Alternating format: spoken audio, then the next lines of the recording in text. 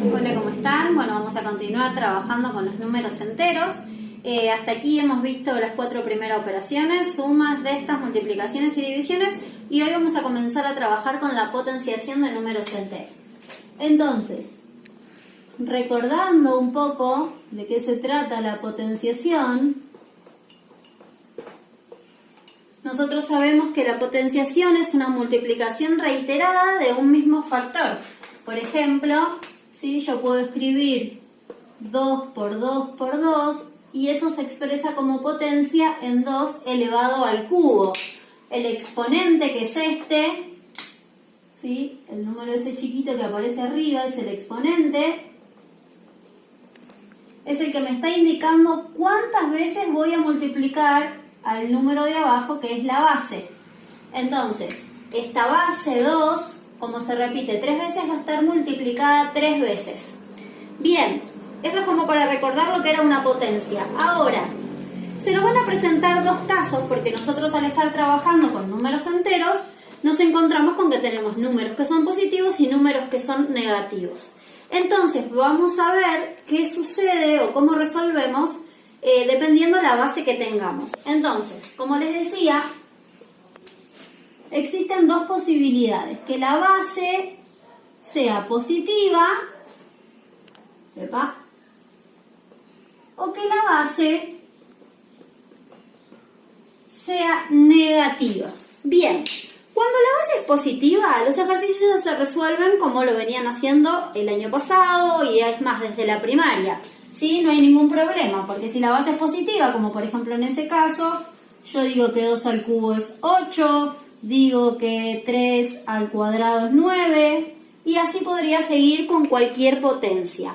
Ahora bien, cuando la base es negativa, el resultado, o el signo, mejor dicho, del resultado, va a depender de cuál sea su exponente. Entonces, tenemos otra vez dos posibilidades por acá: que el exponente sea par, sea un número par, o que el exponente sea un número impar. Bien, si el exponente es un número par, el resultado va a ser positivo. Si el exponente es un número impar, el resultado va a ser negativo. Tomemos dos ejemplos.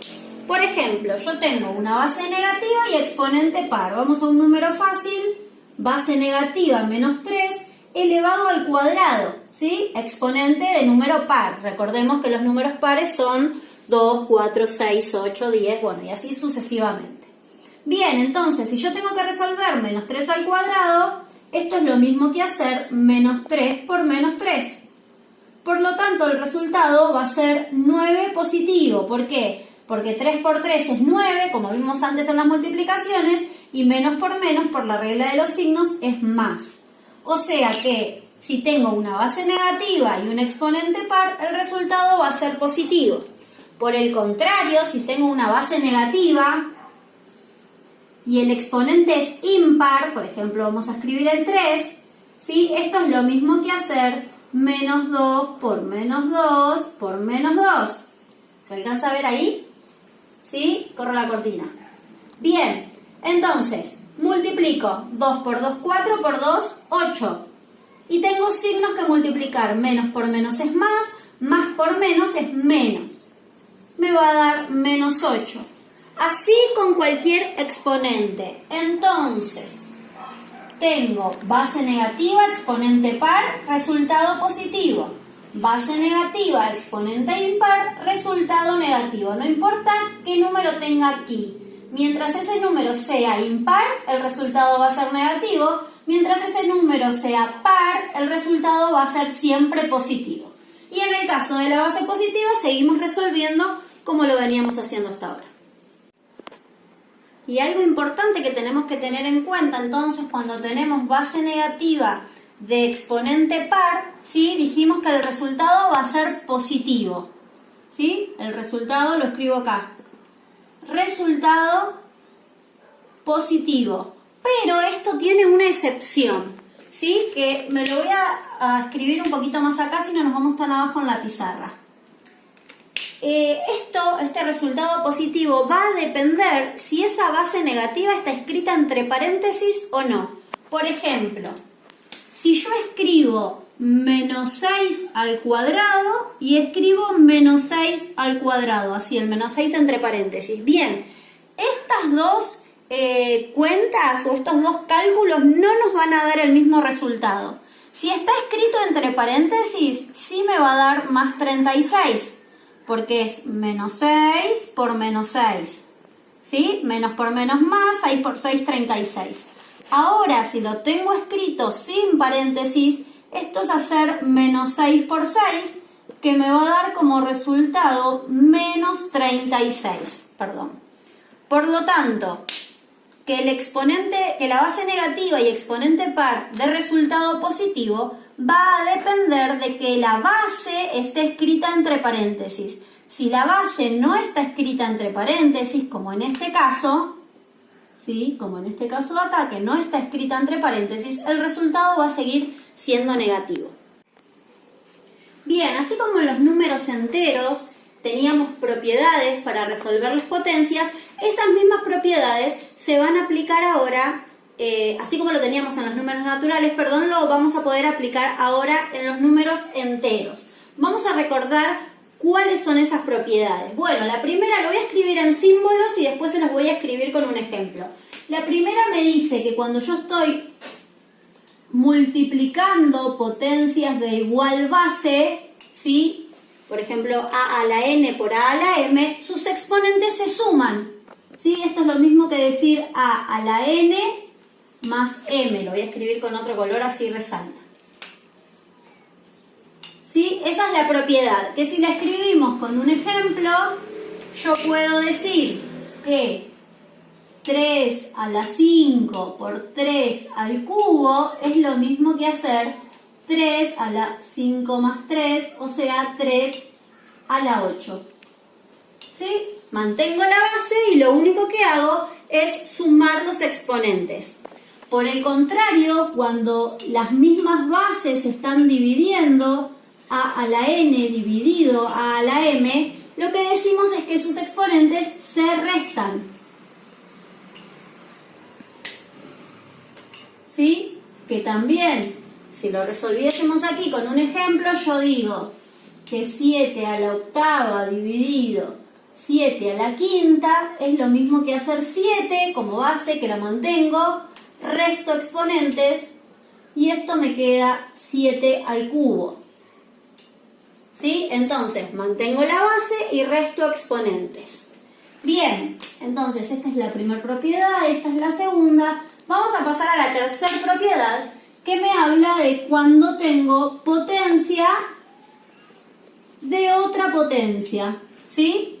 Cuando tengo una potencia de otra potencia, digo que, o la propiedad mejor dicho, dice que los exponentes se multiplican. ¿Sí? También lo vamos a escribir con un ejemplo. Si yo tengo aquí menos 5 al cubo, o vamos a ponerlo así, menos 5 al cuadrado al cubo, ¿sí? Esto es lo mismo que hacer menos 5 a la 2 por 3, que me va a dar menos 5 a la 6. La forma correcta de escribir esto sería menos 5, lo vamos a escribir bien así ya les queda, al cuadrado, y esto a su vez elevado al cubo. Esa sería la forma correcta de escribirlo. ¿Sí? Entonces, cuando tengo una potencia de otra potencia, mantengo la base y los exponentes se multiplican. Bien, vamos con la cuarta propiedad. La cuarta propiedad y la quinta que vamos a ver hoy es la propiedad distributiva de las potencias. La propiedad distributiva se puede aplicar únicamente cuando estoy multiplicando o estoy dividiendo números. No la puedo aplicar entonces ni cuando los sumo ni cuando los resto. Bien, esto me dice que si yo tengo a por b elevado a la n, es lo mismo que decir a la n por b a la n. Siguiendo con esto mismo, y ahora vamos a ir a los ejemplos, si yo tengo a dividido b a la n, es lo mismo que decir a la n dividido b a la n. Vayamos a los ejemplos entonces. Bien, si yo tuviese aquí, por ejemplo, 2 más 3 al cuadrado, esto es lo mismo que decir 2 al cuadrado más 3 al cuadrado. Si acá yo tengo, más 3 no, perdón, 2 por 3. Estamos diciendo justamente que no aplica en sumas y restas, ¿sí? 2 por 3 al cuadrado es lo mismo que 2 al cuadrado por 3 al cuadrado. Bien, lo mismo si yo hiciese 6 dividido 3 al cubo. Esto es lo mismo que hacer 6 al cubo dividido 3 al cubo, ¿sí? Entonces, puedo aplicar la propiedad distributiva tanto cuando estoy multiplicando como cuando estoy dividiendo. No así entonces cuando estoy sumando o restando. Entonces lo voy a escribir acá como para que nos quede ni cuando sumo ni cuando resto factores, ¿sí? Esto es diferente. Si yo resolviese un ejercicio, me daría cuenta de que no me va a dar el mismo resultado. Entonces, esto es importante remarcarlo, que la propiedad únicamente aplica para cuando estoy multiplicando o dividiendo factores.